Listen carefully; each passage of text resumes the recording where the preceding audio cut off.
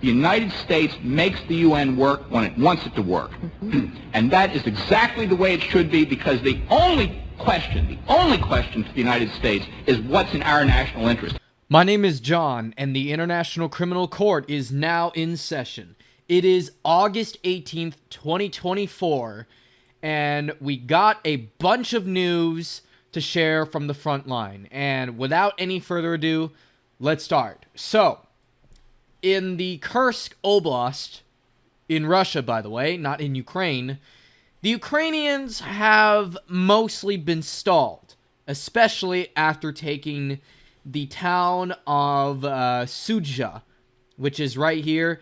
It's probably going to be the only sizable town that they might gain control over, unless they're able to push in this region here. But Sudzha so far seems to be the maximum extent of their ongoing occupation of the Kursk region. And the Russians are trying to retake everything back, even though, well, things aren't looking quite certain at this time. Now, again, as I said, the attacks are mostly contained, but there is one last part where I think the Ukrainians could have some success. And that is, of course, this area here that borders Sumy, but also is south of this river crossing here, the Reka Sim River, which includes the town of Glushkovo and the village of Zivony.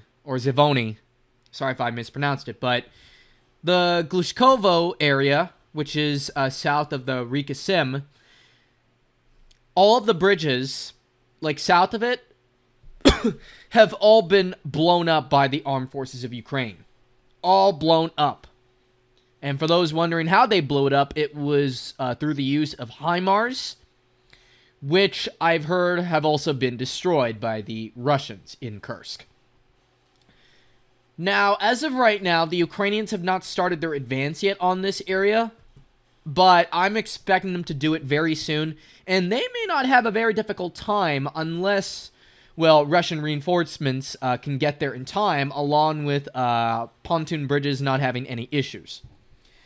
But overall, this area is pretty much the last place where they might be able to have some success in, even though I've heard some pro-Ukraine people on YouTube and Twitter talking about a possible attack towards Rylsk, which is this sizable-looking town here, which is also not that far from Sumy.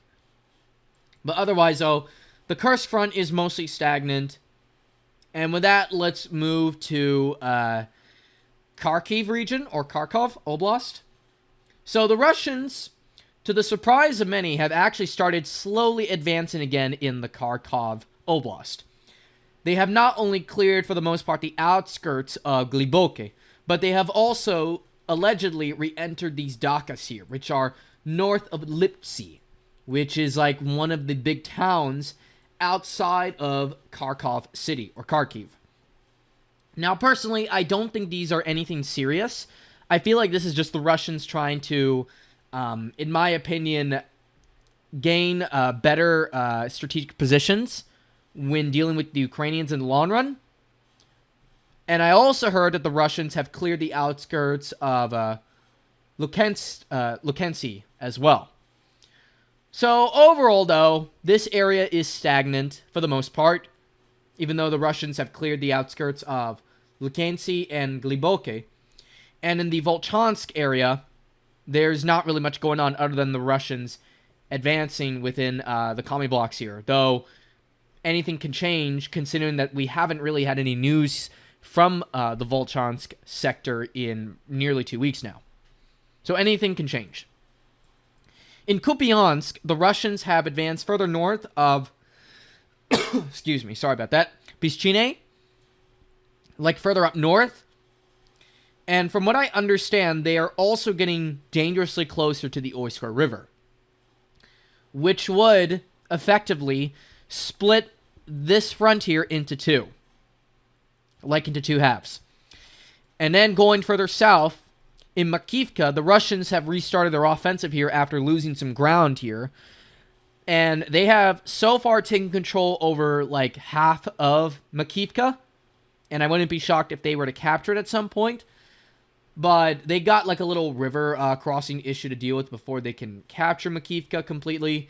But overall, though, the Russians seem to be on the right track in Makivka, which in turn would give them a good shot at Nevsky and perhaps Cherny, which is where they've really had a lot of problems in.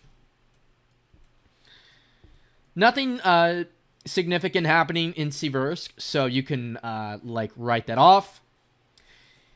In the Chasiv Yar / Artemovsk direction, or Bakhmut, the Russians have rumored to be advancing along the Sovietsky Donetsk-Donbass Canal. And according to the recent Divjin update, or SOFA General Staff map update, that is, the Russians have taken more control over, the crossing area between eastern and western Chasiv Yar. Nothing big yet, but keep an eye on it in the distant future because of the Battle of Toretsk, which I'll get to later. And then in the north here, the Russians are advancing on the villages of Minkivka, Orkovo, Vasilivka, Holubivka, and Privilia. And apparently, like, there's some high ground areas here that the Russians may want to take before they can start an advance on Sloviansk and Kramatorsk. But I don't think that's really their high priority at this time. Now, getting to the Ugledar direction. The Russians have cut off the 00532 road, and they are about to start the battle for Vudain. Now, Vudain, is one of the last major points for the Russians before the strategic town of Ugledar. If the Russians can take control of Vudain and this coal mine here, they should be able to more easily encircle Ugledar. But of course, however, they got to take this coal mine too before they can even talk about a final assault on the town, which has been a major thorn on Russia's side ever since the start of the invasion of Ukraine in February 2022. But as soon as they're able to take Vudain, sorry if I mispronounced it, they should be able to not only encircle Ugledar, but perhaps force the Ukrainians to withdraw from Ugledar as well. I also heard reports that the Russians are doing quite well in Konstantinivka, going actually a little faster than I expected. Though at this time there hasn't really been any major updates because of events on another front, which I'm about to get to right now. Let's talk about the Pokrovsk direction. Oh boy. We got a lot of things going on here. Tons. So, first off, let's talk about the road to Pokrovsk itself. Okay? So, Orlivka, Mykolаevka, Novozelane, Zabitine, Zuravka, and Krutye Yar have all fallen to Russia. Ivanovka has also fallen to Russia. Novotoretsk has fallen to Russia. Lysychine has fallen to Russia. Severodonivka has fallen to Russia. I can go on and on. And also, the southern outskirts of Novoselivka, not Velika Novoselka, sorry. The final, southern outskirts of Novoselivka, Persia, have been taken by Russia. Skuchne and Mizove have fallen. And also, the outskirts of Yasno-Brodivka have been secured too by the Russians. So expect the Ukrainians to retreat or fold back from this part and go towards maybe perhaps Gayarnk, Ukrainsk, or maybe even Saladove. But there's a problem. The Russians are actually getting close to Saladove and Novogorivka. But before the battle for Novogorivka and Saladove begins, there's a few more villages that the Russians got to take. That's Kalinove right here, which I don't think is going to be a major problem for them. It's very small and tiny. But then you got this more water-oriented like village here, Peachy. And then you got Kamishivka. And then you got Mimirk and Mikolaivka. And then these two like sizable trash heaps. And also Marianivka. And then you're in Seladove. But look how close the Russians are to Seladove. I never imagined that they get to this area so quickly. Like, after they took Mikolaivka, this road, the E50 road, was in complete danger. And there's speculation I heard as of right now that the Russians have already cut off the E50 road and are battling it out for these two trash heaps right now. I don't know how true that is, but that's from what I've heard. And with them cutting off the E50 road, this puts everything in this direction here in major danger. Ukrainsk is in danger. Gayark is in danger. Karakivka is in danger. I mean, many of these villages here south of Seladove are in mega trouble now that the E50 road is, like, cut off. Now, obviously, they're going to use their smaller, less reliable, like, dirty roads to get all the supplies to these towns or in villages, but it's not sustainable in the long run.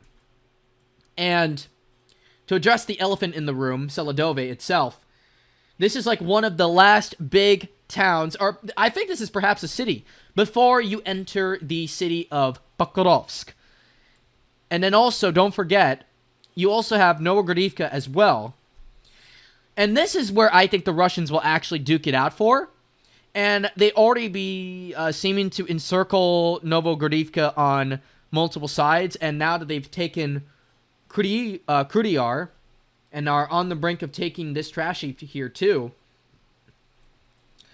it's only a matter of time before we see clashes for Novogradivka. And I even already heard reports the Russians have already entered the town itself and have already taken up some positions, if not some parts of all these citadels here. I mean, from what you can see, Novogradivka looks really difficult. Very heavily urbanized. A lot of people live in this area. But I don't know. Considering the speed and of Russians' advance, and just the way they have been executing things lately in the front, I wouldn't be shocked if we maybe seen an Orchoritine scenario repeat itself in Novogradivka. I wouldn't be surprised if that were to happen. And then getting back to Seladove, if Novogradivka falls, then Seladove is broken wide open. Like, it's literally right there. Like, the Russians can just go from Novogradivka and towards Seladove. And also, I forgot to mention, Novogradivka, terrain-wise, is on higher ground. Seladove is more on lower ground. So, this would give the Russians a major advantage in this area. And if they were to take two of these big towns just before Pokrovsk, Pokrovsk itself might already be cooked before the battle even starts. And speaking of which, the Russians are not even that far from Pokrovsk. Grodivka, which I will say, it's sort of like a mix between its Russian and Ukrainian name. Around like 25% of this town is already under Russian control. Depending on the map you use, rather it be Deep State UA, Military Maps Info, Divgen, aka Sofa General Staff, or, I don't know, I guess some other guys I use. Grodivka, like 25% is under Russian control. And it's probably going to extend to 50% as the days go by. And I don't even know if the Ukrainians are even going to duke it out at this point. Krasny Yar is in very deep trouble. I think that's going to fall easily to Russia, and so will Mikolaivka here. Not to be confused with this Mikolaivka, which I would argue is more important than this one. But what I expect will happen is, realistically, I think the Russians are going to take Novogradivka and these two villages, and then they will go into Pokrovsk. They will, like, cross the railroad line, which is literally, I feel like that's how they've been able to advance. It's always been that railway that started in Orchoritine. But yeah, so with the battle for Pokrovsk nearing, I'm going to give my prediction. Now, first of all, before I give out that prediction, I think the Russians are around like 9 to 11 kilometers away or kilometers away from Pokrovsk, which is very short considering where the Russians used to be. They were pretty far from Pokrovsk when they first started the advance in Orchoritine. And I knew ever since Orchoritine fell that this area was going to turn into like another Popasna, and man, I was right. But yeah, to talk about how long this battle will take, I predict it's going to last for like a few months or so. It will like go to like late fall or maybe like winter or something. Maybe like early 2025 it might fall to Russia completely. But I don't think the Ukrainians are going to win this battle for Pokrovsk. In fact, now that it's being slowly turned into a frontline city, it's really messing up all the logistics for the armed forces of Ukraine in Donetsk Oblast. And I'm going to repeat myself because I don't stress this enough, okay? What is the importance of Pokrovsk, you may ask? Well, first of all, if you go down south, it will lead you to effectively Seladove right here. Like there's like an exit that would go through here. And then it would also eventually lead to the suburbs of Donetsk Oblast on the E50 road. Because the E50 road starts in Pokrovsk. It does. And then, in another direction, on the, let's see, what road is this one? I don't know what it is, but this road then goes to other parts of the front. To Andreevka right here, which then effectively then eventually leads down to Velika Novosilka. And then it also will lead down to Karakove too, which is the largest urban settlement in like south-central Donetsk Oblast. And then, if you go up north, it will lead to the city of Dobropilia, or Dobropilia. And then it also goes to Konstantinivka, which is part of that metropolitan area, like Slavyansk-Kramatorsk. And then this is the big one, okay? This is what makes Pokrovsk very, very important for both sides. Whoever takes control of Pokrovsk would effectively control the gateway entrance to arguably the most vital, like, province in all of Ukraine. Dnipropetrovsk Oblast. And by the way, the E50 road goes through Dnipropetrovsk. Like, a massive, like, part of it goes through Dnipropetrovsk. And eventually it will lead into the city itself. Now, I don't want to get ahead of myself, but what I predict will happen next year at least is, by that point, the Russians will take control of over 75% of Donetsk Oblast. They'll, like, lock it up for good.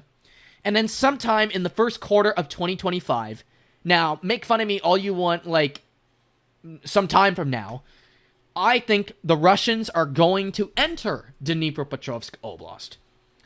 And if you really look at the maps here, there's not really much stopping the Russians other than maybe a couple of towns or so. But as soon as they take Pokrovsk, there's not much really defending the province itself up until Pavlograd, which is itself a major important urban center and logistics hub. Pavlograd not only eventually leads up to Dnipropetrovsk city, or Dnipro for short, but it also will eventually go to Zaporozhye, depending on the road that you use, by the way. But yeah, so from Pavlograd, the Russians can just basically, for the most part, since it's all mostly like small villages here and there, they can just easily steamroll everything up to like Zaporozhye city, and maybe if they want to bypass Pavlograd, to Dnipropetrovsk itself, the city, the provincial capital. So yeah, the Ukrainians cannot afford to allow Pokrovsk to fall. They cannot. And also, I forgot to mention that this road here that goes from Pavlograd up north, it also goes into southern Kharkiv Oblast and the city of Lozova. Now, I know what some of you guys are thinking. Oh, it's too early. Russia is gonna cuck. Okay, Maybe. But I'm just letting you all know. There's a reason why Ukrainians and their supporters should panic about the potential fall of Pokrovsk. Arguably, this might be the most important battle in the Donbas in over 2 years, perhaps. Artyomovsk does not even come close to the importance of Pokrovsk. It doesn't. Artyomovsk was more of a supporting anchor rather than an actual major anchor itself.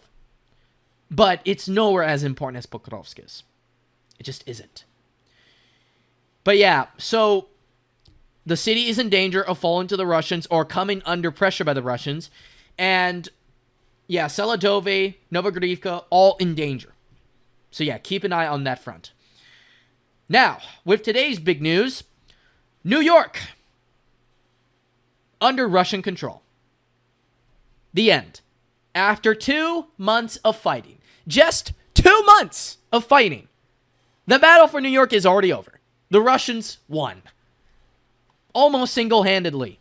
And not only that, but they cleared this pocket here, which was one of the last strongholds of the 2014 defense lines built by former President Poroshenko. With the fall of New York, Toretsk is now in danger of being potentially encircled.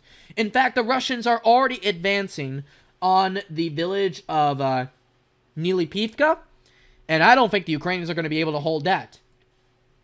They might evacuate to Leonidivka, Petrivka, and I guess Benivka. But time is not on the Ukrainian side in the Toretsk direction. And also, this is another major news I want to break. Zalizhny has fallen to Russia, and most of Pivnichny has fallen to Russia. And also, I also forgot to mention, these trash heaps, like landfills that were like major high ground areas for the Ukrainians, have also now been captured by Russia. So the Russians have now gained the upper hand firing range positions-wise in Toretsk. So this means that any future advance on Toretsk in the future is going to be much easier for the Russians. And I even heard reports that the Russians have already taken most control of the Toretsk citadel here, like at the far eastern entrance. And then after that, pretty much the eastern part of Toretsk is all low-rise housing areas. Like, a big half of it is all low-rise housing areas. Now, there's obviously going to be definitely maybe a little scuffle for the trash heaps here. As you can see, there's like multiple of them here. But with the taking of these landfill areas here, which are 290 meters high and 262 meters high, I feel as if, along with the fall of New York and the Toretsk suburbs, like Pivnichny and Zalizhny and potentially Druzhba, I feel as if Toretsk for the Ukrainians is dead on arrival. The battle for Toretsk may or may not even last that long. I don't think they're going to hold out here quite well. And if they were to get routed, don't be shocked. And for those who wonder, what does Toretsk do? Well, for one, it's going to make the Battle of Konstantinivka come ever closer. And also, it's going to relieve a lot of pressure on the Russian troops who are in Chasiv Yar and Artyomovsk. So everything like south of here, like south of Artyomovsk, is going to be easily taken by Russia. Everything here. If Toretsk falls, it is. But yeah. So a lot of news going on. Now, I've also heard rumors that the Ukrainians are trying to maybe launch another WoW offensive at perhaps the ZNPP, which is in Energodar. But so far, I've seen no indications of that. And if it does happen, I'll let you all know. But with that being said, everybody, that's going to do it for today's video. I hope you all enjoyed it, found it informative. I hope you liked the video, and also subscribe if you want. And I honestly don't know what to tell you guys. Like, I don't know what else to tell you all. Ukraine is in big trouble. And despite what they've been able to do in early August with the Kursk WoW offensive, it's now looking like it was a complete waste of time and resources. So, again, I'll repeat myself because I love to. I hope you all enjoyed the video, and I'll see you all next time. Have a great evening, and take care. Bye.